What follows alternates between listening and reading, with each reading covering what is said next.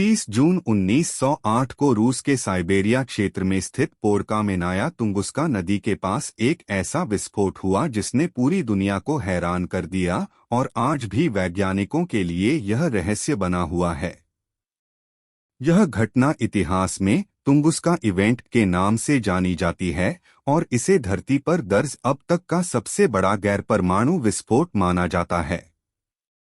इस धमाके की ताकत इतनी ज्यादा थी कि वैज्ञानिकों का अनुमान है कि यह हिरोशिमा पर गिराए गए एटम बम से लगभग 1000 गुना अधिक शक्तिशाली था।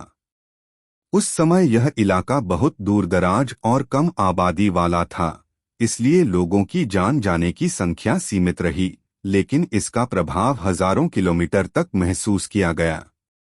आसपास के क्षेत्र में लगभग 80 मिलियन से अधिक पेड़ धराशायी हो गए और 2000 वर्ग किलोमीटर से ज्यादा क्षेत्र तबाह हो गया।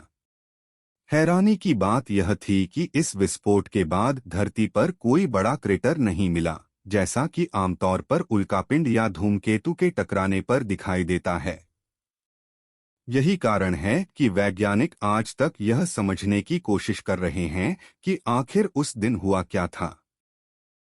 विस्फोट की गूंज 1000 किलोमीटर दूर तक सुनी गई। आसमान में एक अजीब रोशनी फैली रही और यूरोप तक के लोग कई दिनों तक रात को भी उजाला देख पा रहे थे।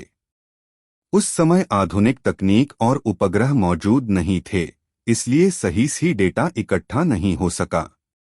लेकिन धीरे धीरे जब इस घटना की चर्चा रूस से बाहर निकली, तब दुनिया भर के वैज्ञानिक और शोधकर्ता इसे सुलझाने में लग गए। कुछ का मानना था कि यह उल्कापिंड का विस्फोट था, कुछ का कहना था कि धूमकेतु धरती से टकराया, जबकि कुछ शोधकर्ताओं ने इसे गैस विस्फोट जैसी भूवैज्ञानिक घटना करार दिया। लेकिन चौंकाने वाली बात यह रही कि किसी भी थ्योरी को पूरी तरह से साबित नहीं किया जा सका और तुंगुस्का ब्लास्ट आज भी रहस्य से घिरा हुआ है।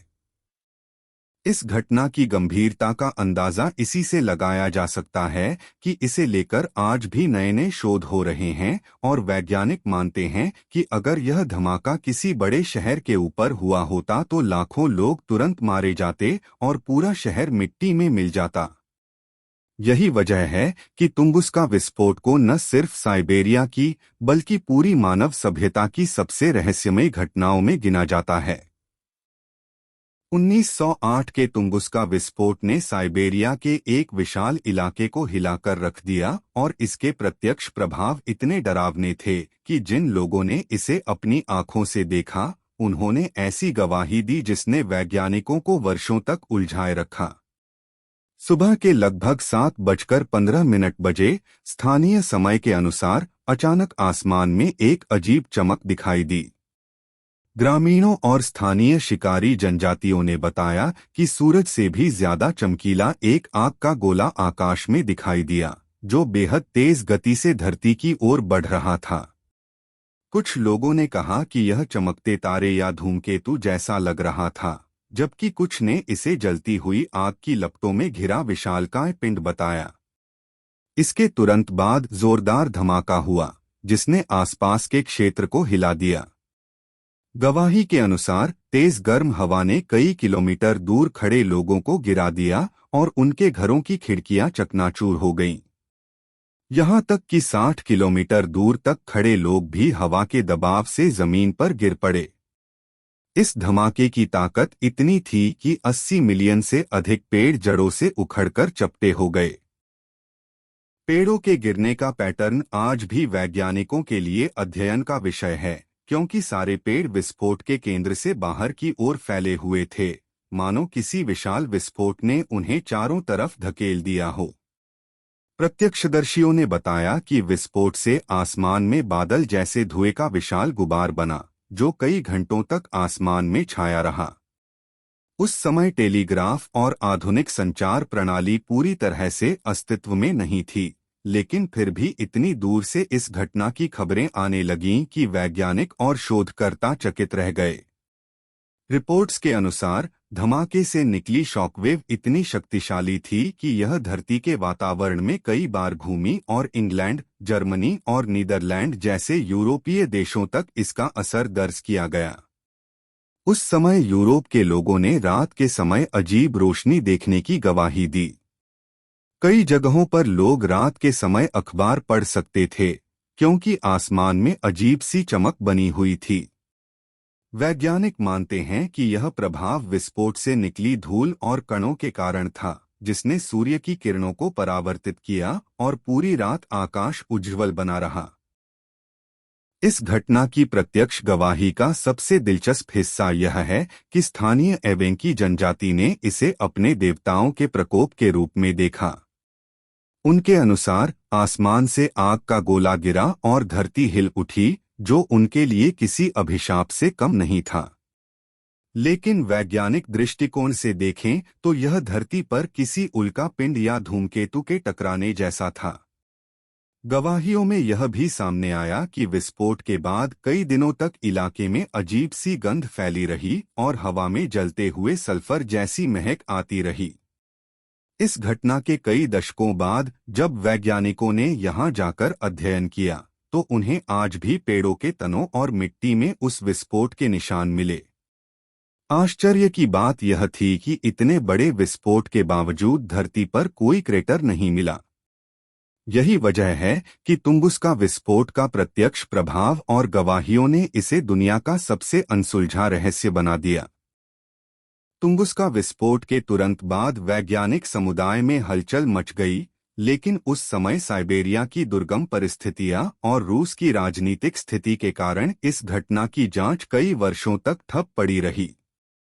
आखिरकार 1927 में सोवियत वैज्ञानिक लियोनिड कुलिक के नेतृत्व में पहली रिसर्च टीम तुंगुस्का क्षेत्र में पहुंची। यह वह पल था जब इस रहस्यमयी घटना के वैज्ञानिक अध्ययन की नींव रखी गई। कुलिक ने स्थानीय एवेंकी जनजाति और ग्रामीणों से गवाही इकट्ठा की और उनके बताए अनुसार उस जगह तक पहुंचा जहां पेड़ों का भारी नुकसान हुआ था। उन्होंने पाया कि लगभग 2150 वर्ग किलोमीटर का इलाका पूरी तरह से तबाह हो चुका था। पेड़ चपटे होकर चारों तरफ बिछे पड़े थे और विस्फोट के केंद्र में पेड़ जले हुए खड़े थे। यह दृश्य इतना भयानक था कि कुलिक ने इसे इतिहास का सबसे बड़ा दर्श प्राकृतिक विस्फोट बताया। लेकिन हैरानी की बात यह रही कि इतने बड़े धमाके के बावजूद वहां किसी भी तरह का उल्का पिंड या धूमकेतु का टुकड़ा नहीं मिला। न कोई धातु का अंश, न ही कोई क्रेटर। यह वैज्ञानिकों के लिए सबसे बड़ा रहस्य था, क्योंकि अगर यह उल्का पिंड का टकराव था तो धरती पर उसका कोई निशान क्यों नहीं मिला। कुलिक की टीम ने आसपास की मिट्टी और पेड़ों का सैंपल लिया और पाया कि उनमें सिलिका और कुछ दुर्लभ खनिज मौजूद थे, जो सामान्यतः पृथ्वी पर नहीं पाए जाते। इससे यह अंदाजा लगाया गया कि शायद यह उल्कापिंड या धूमकेतु का अवशेष हो सकता है। लेकिन दूसरी ओर कुछ वैज्ञानिकों का मानना था कि यह विस्फोट उल्कापिंड के जमीन से टकराने के बजाय हवा में ही फटने के कारण हुआ। इसे आज की भाषा में एयरबर्स्ट कहा जाता है। इस सिद्धांत के अनुसार एक विशाल उल्का पिंड या बर्फीला धूमकेतु पृथ्वी के वायुमंडल में प्रवेश किया और अत्यधिक दबाव और तापमान के कारण 5 से 10 किलोमीटर ऊपर ही फट गया। इसी वजह से जमीन पर कोई क्रेटर नहीं बना, लेकिन विस्फोट से निकली ऊर्जा ने पेड़ों और इलाके को तबाह कर दिया। कुलिक की टीम ने यह भी नोट किया कि विस्फोट से प्रभावित इलाका गोलाकार था और पेड़ों का झुकाव केंद्र से बाहर की ओर था, जो किसी बड़े धमाके की ओर इशारा करता था। लेकिन आज तक यह सवाल अनुत्तरित है कि आखिर कौन सा खगोलीय पिंड इतना शक्तिशाली था कि उसने 15 मेगाटन टीएनटी के बराबर ऊर्जा छोड़ी और फिर भी उसका कोई टुकड़ा धरती पर नहीं मिला। दिलचस्प बात यह भी रही कि इस जांच के दौरान स्थानीय लोगों ने रिसर्च टीम से कहा कि वे इस जगह को अशुभ मानते हैं और यहां आना देवताओं का अपमान है। फिर भी वैज्ञानिकों ने अपने अध्ययन जारी रखे और तुंगुस्का विस्फोट को दुनिया का सबसे बड़ा दस्तावेजीकृत मीटियोर ब्लास्ट माना। कुलिक की रिसर्च ने इस घटना को वैज्ञानिकों और शोधकर्ताओं की नज़र में एक बड़ा सवाल बना दिया, क्या यह वास्तव में उल्कापिंड था या कुछ और। तुंगुस्का विस्फोट को समझने में गवाहों की गवाही बेहद अहम साबित हुई। घटना 30 जून 1908 की सुबह लगभग 7:17 पर घटी, जब अधिकांश लोग अपने दैनिक कामों के लिए तैयार हो रहे थे। साइबेरिया के एवेंकी जनजाति और स्थानीय ग्रामीणों ने इस विस्फोट को अपनी आंखों से देखा और महसूस किया।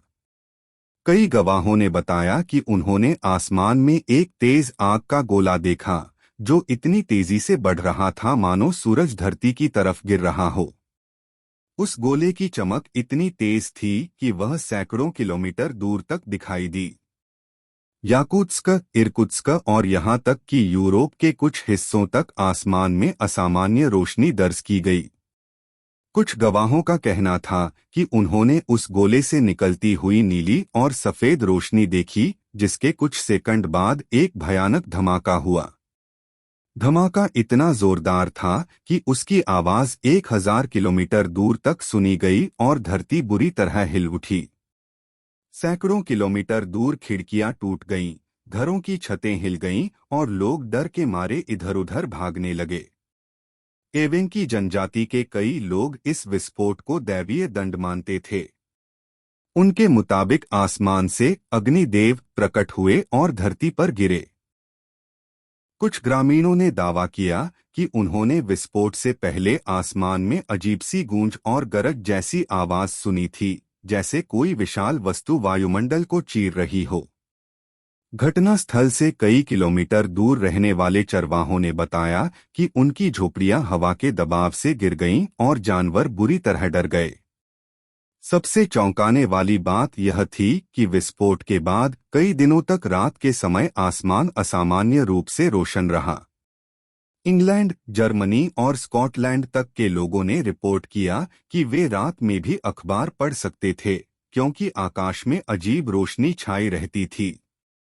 वैज्ञानिकों ने बाद में इसे वातावरण में फैले धूल और कणों का असर बताया, जो विस्फोट के कारण ऊपरी परतों तक पहुंच गए थे।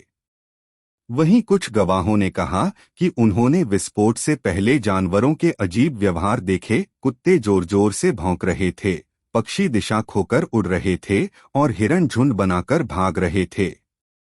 यह सब इशारा करता था कि प्रकृति खुद इस घटना से पहले चेतावनी दे रही थी।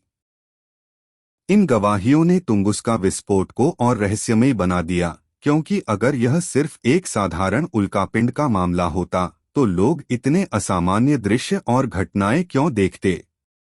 गवाहों की इन कहानियों ने आगे चलकर वैज्ञानिकों को कई अलग-अलग सिद्धांत गढ़ने के लिए प्रेरित किया और यही कारण है कि तुंगुस्का आज भी विज्ञान और रहस्य का संगम बना हुआ है।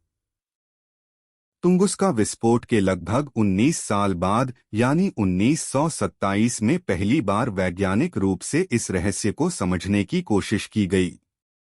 सोवियत वैज्ञानिक लियोनिड कुलिक इस अभियान का नेतृत्व कर रहे थे। उन्हें यह जिम्मेदारी सोवियत सरकार ने इसलिए दी थी क्योंकि माना जा रहा था कि यह घटना किसी बड़े उल्कापिंड या धूमकेतु के धरती से टकराने के कारण हुई होगी, और अगर ऐसा है तो वहां से धातुओं और दुर्लभ खनिजों का खजाना मिल सकता है। कुलिक की टीम जब पहली बार इस स्थान पर पहुंची तो उन्होंने पाया कि सैकड़ों किलोमीटर का क्षेत्र तबाह हो चुका था। लगभग 80 लाख पेड़ एक ही दिशा में गिरे पड़े थे, मानो किसी विशाल विस्फोट ने उन्हें उखाड़ फेंका हो। सबसे चौंकाने वाली बात यह थी कि विस्फोट के केंद्र में यानी उस जगह पर जहां टक्कर होनी चाहिए थी, कोई क्रेटर नहीं मिला। कुलिक और उनकी टीम ने कई हफ्ते उस क्षेत्र में बिताए, लेकिन उन्हें न तो कोई पत्थर मिला, न धातु का टुकड़ा और न ही किसी उल्कापिंड का कोई सबूत। वैज्ञानिकों ने यह भी नोट किया कि पेड़ पूरी तरह जले नहीं थे, बल्कि उनकी टहनियां और पत्तियां उड़ गई थीं, जबकि तनों पर जलने के हल्के निशान थे। यह संकेत था कि विस्फोट बेहद शक्तिशाली गर्मी और दबाव के कारण हुआ, लेकिन इसका स्रोत जमीन से टकराने वाली कोई ठोस वस्तु नहीं थी। इस रिसर्च से यह सवाल और गहराया कि आखिर अगर उल्कापिंड धरती से टकराया था तो उसका कोई टुकड़ा क्यों नहीं मिला। कुलिक ने आगे की जांच के लिए कई बार अभियान चलाया और नमूने इकट्ठे किए, लेकिन हर बार उन्हें उलझने ही हाथ लगीं। कुलिक की रिपोर्ट ने यह स्पष्ट किया कि यह घटना साधारण उल्कापिंड टकराव नहीं हो सकती, क्योंकि सामान्य परिस्थितियों में टक्कर से एक बड़ा गड्ढा क्रेटर बनना चाहिए था, लेकिन तुंगुस्का में ऐसा कुछ नहीं था। बाद के वर्षों में वैज्ञानिकों ने पाया कि शायद यह विस्फोट जमीन पर नहीं बल्कि वायुमंडल की ऊपरी परतों में हुआ था। मतलब यह कि उल्कापिंड या धूमकेतु धरती तक नहीं पहुंच पाया और हवा में ही फट गया। इस कारण विशाल ऊर्जा का विस्फोट हुआ, जिसने धरती को तबाह कर दिया, लेकिन कोई ठोस टुकड़ा पीछे नहीं छोड़ा। इस थ्योरी ने वैज्ञानिकों को कुछ हद तक जवाब दिया, लेकिन फिर भी यह सवाल बना रहा कि आखिर विस्फोट के इतने साल बाद भी कोई ठोस सबूत क्यों नहीं मिला। कुलिक की जांच ने तुंगुस्का को और भी चर्चित बना दिया और दुनिया भर के वैज्ञानिकों का ध्यान इस रहस्य की तरफ खींचा। तुंगुस्का विस्फोट के बारे में सबसे ज्यादा चर्चा में जो वैज्ञानिक थ्योरी रही है, वह यह है कि यह घटना किसी उल्कापिंड मीटिओराइट या धूमकेतु कॉमेट के धरती के वातावरण में फट जाने से हुई थी। वैज्ञानिकों का मानना है कि लगभग 50-60 मीटर चौड़ा उल्कापिंड या बर्फ से भरा धूमकेतु धरती की ओर बड़ी गति से आ रहा था। जब यह पृथ्वी के वायुमंडल में दाखिल हुआ, तो घर्षण और दबाव के कारण इसकी गति और तापमान दोनों अचानक बहुत बढ़ गए। इतना अधिक दबाव पड़ा कि यह वस्तु हवा में ही फट गई और इसमें मौजूद ऊर्जा एक विशाल विस्फोट में बदल गई। वैज्ञानिकों ने इस ऊर्जा का अनुमान लगाया है कि यह लगभग 10-15 मेगाटन टीएनटी के बराबर थी, यानी हिरोशिमा पर गिराए गए परमाणु बम से भी लगभग 1000 गुना ज्यादा ताकतवर। इस विस्फोट की वजह से आसमान में इतनी तेज रोशनी हुई कि यूरोप और एशिया के कई हिस्सों में लोग रात के समय अखबार पढ़ पाए। लेकिन इस थ्योरी के बावजूद कुछ सवाल अब भी बचे रहे। अगर यह उल्कापिंड था, तो उसका कोई बड़ा टुकड़ा क्यों नहीं मिला? शोधकर्ताओं का मानना है कि यदि यह धूमकेतु था, तो उसमें ज्यादातर बर्फ और गैसें थीं, जो हवा में ही जलकर खत्म हो गईं और कोई ठोस अवशेष पीछे नहीं छोड़ा।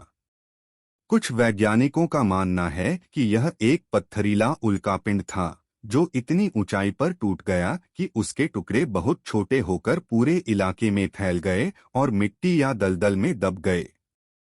रूसी वैज्ञानिकों ने कई जगह खुदाई की, लेकिन उन्हें बहुत छोटे छोटे कण ही मिले जो शायद उल्कापिंड के हो सकते थे, लेकिन वे इतने छोटे थे कि उन्हें निर्णायक सबूत नहीं माना गया। इसके बावजूद यह थ्योरी आज भी सबसे ज्यादा मान्य मानी जाती है, क्योंकि इसके जरिए कम से कम यह समझाया जा सकता है कि इतना विशाल विस्फोट बिना किसी क्रेटर के कैसे हुआ, यानी वस्तु जमीन तक नहीं पहुंची और हवा में ही टूटकर खत्म हो गई। हालांकि वैज्ञानिकों के बीच इस बात पर भी बहस होती रही है कि यह उल्कापिंड था या बर्फ से बना धूमकेतु, और यही बहस तुंगुस्का रहस्य को अब तक जिंदा रखे हुए है। 1908 की तुंगुस्का घटना को लेकर शुरुआती वर्षों में कोई गंभीर जांच नहीं हो पाई थी, क्योंकि उस समय रूस में राजनीतिक अस्थिरता, आर्थिक चुनौतियां और सामाजिक परिवर्तन चल रहे थे। लेकिन 1920 और 1930 के दशक में सोवियत संघ के गठन के बाद वैज्ञानिकों ने इस घटना की गंभीरता को समझा और इसे लेकर संगठित प्रयास शुरू किए। सबसे उल्लेखनीय अभियान 1927 में सोवियत वैज्ञानिक लियोनिड कुलिक की अगुवाई में हुआ। कुलिक ने इस विस्फोट के प्रमाण ढूंढने के लिए कठिन परिस्थितियों में साइबेरिया की गहराई तक यात्रा की। उस समय यात्रा बेहद चुनौतीपूर्ण थी, जंगलों में सड़कें नहीं थीं, मौसम बहुत कठोर था और स्थानीय लोग इस क्षेत्र में जाने से डरते थे क्योंकि वे इसे किसी दैवीय घटना या श्राप मानते थे। कुलिक ने पहले स्थानीय शिकारी और निवासियों से बातचीत की और उनकी गवाही दर्ज की। इन लोगों ने बताया कि विस्फोट के समय उन्होंने आकाश से आती आग की चमक, जोरदार धमाका और झटके महसूस किए थे।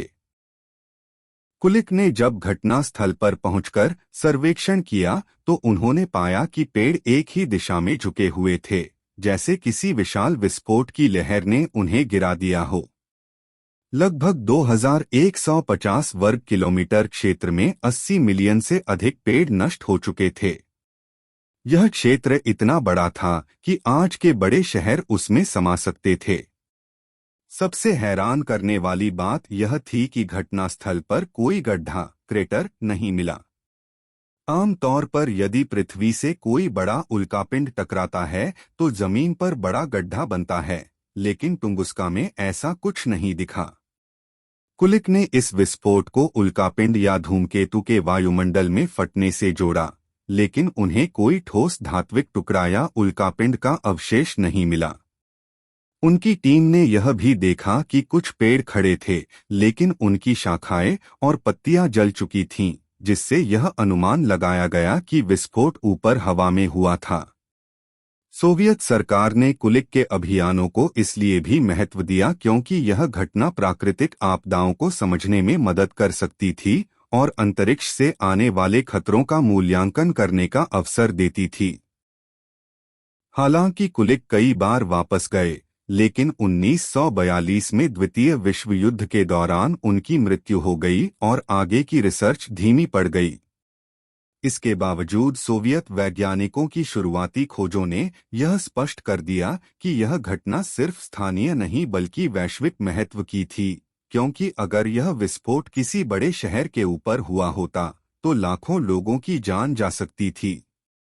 इस प्रकार सोवियत जांच ने टुंगुस्का विस्फोट को विश्व वैज्ञानिकों की नज़र में एक रहस्यमय और अध्ययन योग्य घटना बना दिया, जो आज तक शोध और चर्चा का विषय बनी हुई है। टुंगुस्का घटना पर आधुनिक वैज्ञानिक रिसर्च ने पिछले कई दशकों में कई रोचक और गहन निष्कर्ष प्रस्तुत किए हैं, जिससे यह साबित हुआ कि यह विस्फोट पृथ्वी पर अंतरिक्ष से आने वाले पिंडों के खतरे की गंभीरता को उजागर करता है। वैज्ञानिकों का मानना है कि 30 जून 1908 को हुआ विस्फोट किसी धूमकेतु या उल्कापिंड के पृथ्वी के वायुमंडल में प्रवेश करने और लगभग 5 से 10 किलोमीटर की ऊंचाई पर हवा में ही फट जाने से हुआ था। यह विस्फोट इतना शक्तिशाली था कि इसकी ऊर्जा लगभग 10 से 15 मेगाटन TNT के बराबर आंकी गई है, जो कि हिरोशिमा पर गिराए गए परमाणु बम से लगभग 1000 गुना ज्यादा ताकतवर थी। आधुनिक वैज्ञानिक उपकरणों और मॉडलिंग के आधार पर माना जाता है कि यह वस्तु लगभग 50 से 80 मीटर चौड़ी थी और वायुमंडल में प्रवेश करते ही घर्षण के कारण उसका तापमान तेजी से बढ़ा और वह हवा में ही टुकड़ों में बिखर गई। यही कारण था कि जमीन पर कोई बड़ा गड्ढा नहीं बना और उल्कापिंड के ठोस टुकड़े नहीं मिल पाए। सोवियत युग के बाद और खासकर 1990 के बाद जब उपग्रह तकनीक और कंप्यूटर मॉडलिंग विकसित हुए, तो वैज्ञानिकों ने इस घटना को दोबारा सिमुलेट करके समझने की कोशिश की। उनके अध्ययन में पाया गया कि विस्फोट से पैदा हुई शॉकवेव ने कई हजार किलोमीटर दूर तक भूकंपीय झटके दर्ज कराए और यूरोप तथा एशिया के कई वेधशालाओं में वायुमंडलीय हलचल रिकॉर्ड की गई। इसके अलावा 1908 के बाद कई महीनों तक यूरोप और एशिया के आकाश में रात के समय असामान्य रोशनी देखी गई, जिसे ल्यूमिनस नाइट क्लाउड्स कहा गया, और वैज्ञानिकों का मानना है कि यह विस्फोट से वायुमंडल में गए धूल और बर्फ के कणों का परिणाम था। एक और महत्वपूर्ण बिंदु यह है कि 2007 और 2013 में हुए नए एक्सपीडिशंस में वैज्ञानिकों ने टुंगुस्का क्षेत्र की झीलों और दलदली इलाकों में धात्विक सूक्ष्मकण पाए, जिनमें निकल और सिलिकॉन के अंश मौजूद थे। यह इस बात का सबूत है कि कोई बाहरी खगोलीय वस्तु वायुमंडल में जलकर बिखरी थी। कुछ वैज्ञानिकों ने यह भी सुझाव दिया कि यह संभवतः एक धूमकेतु का टुकड़ा था, क्योंकि उसमें बर्फ और गैस की मात्रा अधिक थी, जिसकी वजह से जमीन पर कोई ठोस अवशेष नहीं बचा। दूसरी ओर कुछ विशेषज्ञ अब भी इसे एक कार्बोनेशियस चॉन्ड्राइट कार्बनेसियस चोंद्रिते उल्कापिंड मानते हैं। 2013 में रूस के चेलियाबिंस्क शहर के ऊपर भी एक उल्कापिंड वायुमंडल में फटा था, जिससे हजारों लोग घायल हुए थे और खिड़कियां टूट गई थीं। इस आधुनिक घटना ने टुंगुस्का विस्फोट की पुष्टि की कि बड़े उल्कापिंड या धूमकेतु यदि पृथ्वी के वातावरण में टकराते हैं तो उनका प्रभाव विनाशकारी हो सकता है। आज नासा और ईएसए जैसे अंतरिक्ष संगठन लगातार आसमान में नियर अर्थ ऑब्जेक्ट्स की निगरानी कर रहे हैं ताकि भविष्य में टुंगुस्का जैसी घटनाओं की चेतावनी समय से दी जा सके। टुंगुस्का रिसर्च से आधुनिक विज्ञान ने यह सीखा कि पृथ्वी पूरी तरह सुरक्षित नहीं है और हमें अंतरिक्षीय खतरों के प्रति हमेशा तैयार रहना चाहिए। इस प्रकार टुंगुस्का की आधुनिक वैज्ञानिक व्याख्या इसे सिर्फ एक ऐतिहासिक घटना नहीं बल्कि मानव सभ्यता के लिए एक चेतावनी के रूप में देखती है, जिसने हमें सिखाया कि अंतरिक्ष से आने वाले खतरों को नजरअंदाज करना आत्मघाती हो सकता है। टुंगुस्का विस्फोट केवल साइबेरिया की एक स्थानीय घटना नहीं थी बल्कि इसके पर्यावरणीय और वैश्विक प्रभाव इतने बड़े थे कि वैज्ञानिकों ने इसे पूरे 20वीं सदी की सबसे महत्वपूर्ण प्राकृतिक घटनाओं में शामिल किया। 30 जून 1908 को हुआ यह विस्फोट, जिसने लगभग 2150 वर्ग किलोमीटर क्षेत्र की पेड़ों की विशाल संख्या को जड़ से उखाड़ दिया। उसके तुरंत बाद पर्यावरण में कई तरह के बदलाव दर्ज किए गए। सबसे पहले तो उस क्षेत्र में 8 करोड़ से ज्यादा पेड़ पूरी तरह नष्ट हो गए और जो पेड़ खड़े रहे वे भी झुलसकर काले पड़ गए। विस्फोट के बाद महीनों तक क्षेत्र में आग की लपटें और धुएं का गुबार देखा गया, जिसने स्थानीय पर्यावरण और जीव जंतुओं को गंभीर रूप से प्रभावित किया। वैज्ञानिकों का अनुमान है कि इस विस्फोट से उत्पन्न गर्मी इतनी अधिक थी कि विस्फोट स्थल से कई किलोमीटर दूर तक की वनस्पतियां जलकर नष्ट हो गईं और उस क्षेत्र की मिट्टी में कार्बन और अन्य तत्वों की परत आज भी पाई जाती है। लेकिन इस घटना का प्रभाव केवल स्थानीय नहीं रहा। विस्फोट के बाद यूरोप और एशिया के कई हिस्सों में कई सप्ताहों तक रात के समय आकाश असामान्य रूप से उज्ज्वल दिखाई दिया। लंदन, स्कॉटलैंड, जर्मनी और यहां तक कि अमेरिका तक में लोगों ने रिपोर्ट किया कि रात में अखबार पढ़ना संभव था क्योंकि आसमान में हल्की नीली चमकीली रोशनी फैल गई थी। वैज्ञानिकों ने बाद में इसका कारण यह बताया कि विस्फोट के दौरान वायुमंडल में बड़ी मात्रा में धूल और बर्फ के कण फैल गए थे, जिन्होंने सूर्य की रोशनी को परावर्तित करके यह अजीब दृश्य बनाया। इसके अलावा विस्फोट से पैदा हुई शॉकवेव्स ने पूरे विश्व में वायुमंडलीय दबाव मापा करने वाले यंत्रों में बदलाव दर्ज कराए। इंग्लैंड और रूस में मौजूद वेधशालाओं ने पाया कि 30 जून को वायुमंडलीय दबाव में अचानक से अजीब उतार चढ़ाव हुए, जो कि किसी बड़े विस्फोट का ही परिणाम हो सकते थे। भूकंपीय प्रभाव भी बहुत दूर तक महसूस किए गए, यहाँ तक कि रूस के इर्कुत्स्क और अन्य शहरों की भूकंप स्टेशन ने भी इस विस्फोट से पैदा हुए झटकों को दर्ज किया।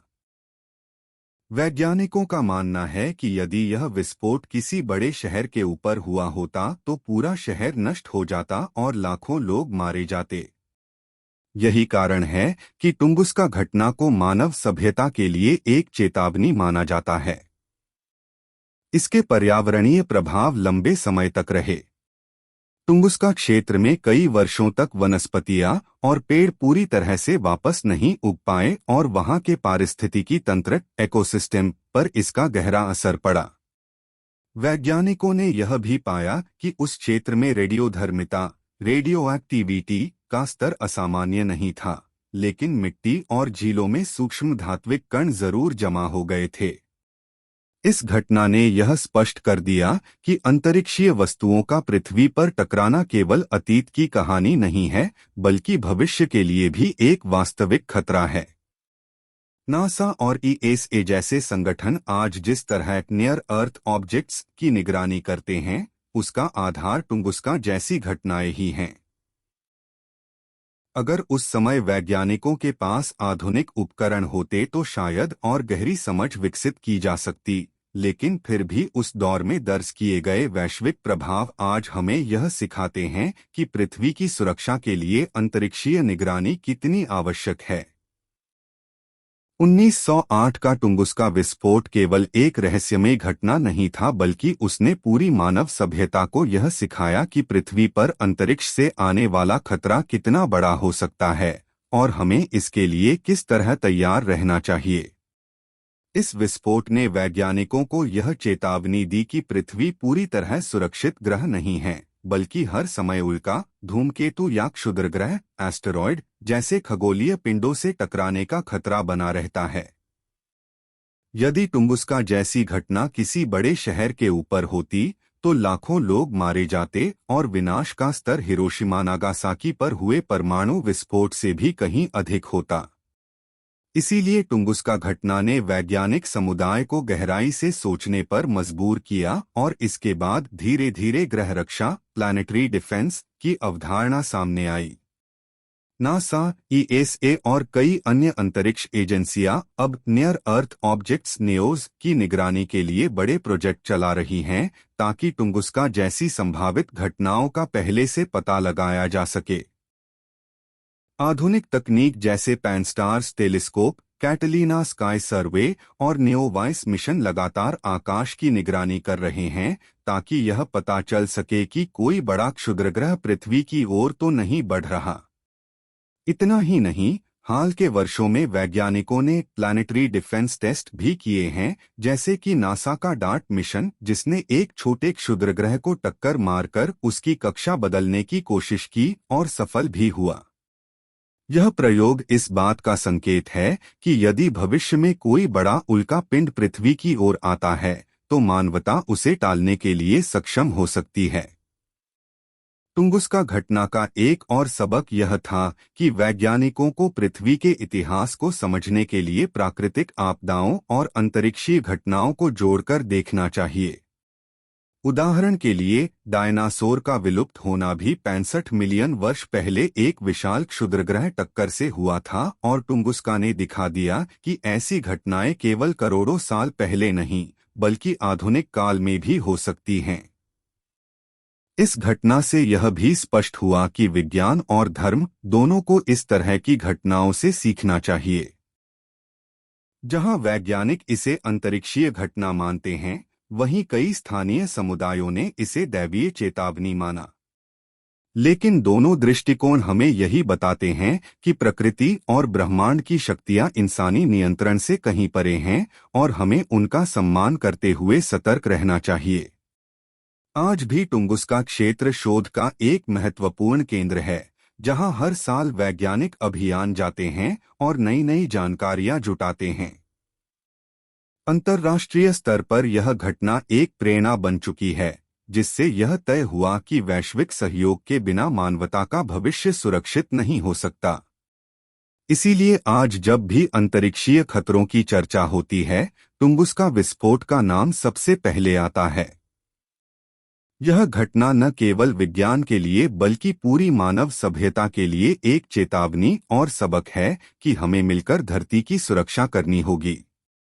आने वाले दशकों में जब अंतरिक्ष तकनीक और उन्नत होगी, तो हो सकता है हम टुंगुस्का जैसी घटनाओं से बेहतर ढंग से निपट पाएं, लेकिन इसके लिए जागरूकता और वैश्विक सहयोग दोनों ही आवश्यक हैं।